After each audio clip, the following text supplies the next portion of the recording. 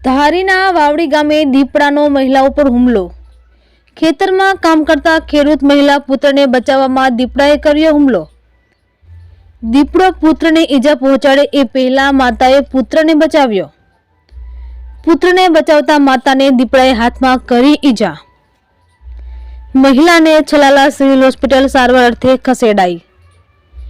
થોડા દિવસે દીપડાના હુમલાથી ખેડૂતોમાં ભય। इजाग्रस्त चंद्रबेन कनुभाई कलिया। रिपोर्टर बिपिनभाई राठौड़ छलाला। नाम गाम शू कहो?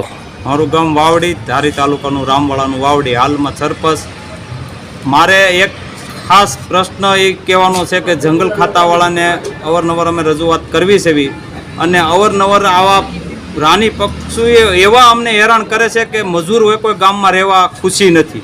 કોઈ જાતનું કોઈ ખેતર રાત પડે એટલે તો ખેતરને આ તો દિવસે હવે તો અમારા ગામની અંદર દિવસે જો ગામની અંદર ખાલી 500 ફૂટની અંદર જ આજ 4 વાગ્યે જો આવો બનાવ બનતો હોય તો ખાસ સરકારને અમારે એક વિનંતી છે કે જો આવા પક્ષીઓને ન જો પકડે ને તો અને ગમે એમ કરીને હવે અમને છૂટ દે, બરોબર? નકર હવે અમે કાંઈક અમારી રીતે કરવી, નકર આવી રીતે જો માણસોને હાનિ કરે તો શું કરવાનું? હવે આપનું નામ શું છે, ગામ ક્યું છે, કયા પ્રકારની ઘટના બની છે, શું કહેશો? કનુભાઈ નાગભાઈ કાળિયા, વાવડી રામવાળાની વાવડી। શું બનાવ બન્યો તો? અમે ઘઉં વાટતા હતા ત્યારે અમારા છોકરા ઉપર દીપડો પડ્યો એટલે બૈરાઓ માથે હુકુમો કર્યો એટલે ભાઈઓનો હાથ પકડી લીધો। પણ આમાં કામ તો કેમ કરવું સાહેબ? પછી તો ધોળે દિવસે જે 4 વાગ્યાના સમયમાં જો આમ થાય તો પછી અમારે રાતનું તો કેમ કામ કરવાનું સાહેબ? જી ઘટના હતી, શું કહેશો?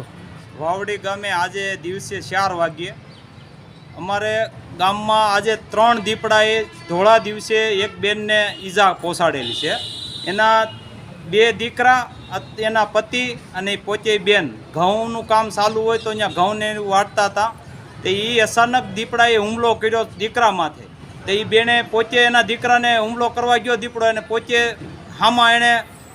હામાં બસાવવા માટે પોતે દાંતરડું લઈને હામાં આમ ગયા હતા, એને પોતે હાથમાં ઈજા કરેલી અને ઈજા કરી એટલે તાત્કાલિક એને મને ફોન કર્યો કે ભાઈ દીપડા અહીંયા છે, તાત્કાલિક તમે આવો અને અમને માણ બસ્યા છે એવું કહેતા। એટલે હું તાત્કાલિક ત્યાં સ્થળમાંથી ગયો અને ફોન કર્યો કે ભાઈ જંગલ ખાતાવાળાને ત્યાં દીપડા છે ને અત્યારે કોઈને નિહરવા નથી દેતા। 3 દીપડા હાલમાં છે આજે, અને અવારનવાર આવું તો બનાવ બન્યા જ કરે છે ને કોઈ જાતનો આનો નિર્ણય લેવાતો નથી। હાલમાં અમારે આજે ગઈ રાત્રે હું પોતે સરપંચ હોવાથી મને સામે જ દીપડો મને મળેલો આજે જ પાદરમાં। મેં ફોને કરેલો કે ભાઈ આ દીપડાનું કાંક કરો, અવારનવાર બધાને ટોસન કરે છે।